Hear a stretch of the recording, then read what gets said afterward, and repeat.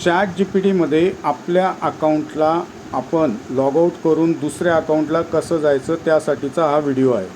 जर तुमच्याकडे 2-3 mail I डीवर तुम्ही ChatGPT वापरत असाल तर ते कसं करायचं। सुरुवातीला या 2 लाईनींवर क्लिक करायचं आहे।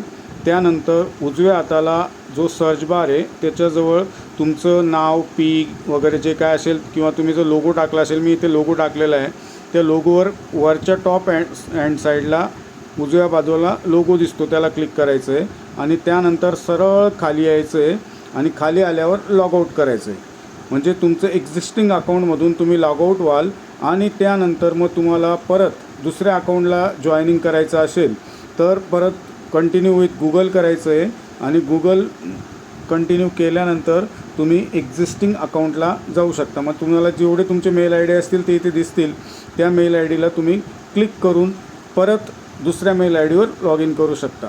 अशा प्रकारे तुम्ही ChatGPTच्या पहिल्या जीमेलवरून दुसऱ्या जीमेलवर साइन इन किंवा साइन आउट करू शकता।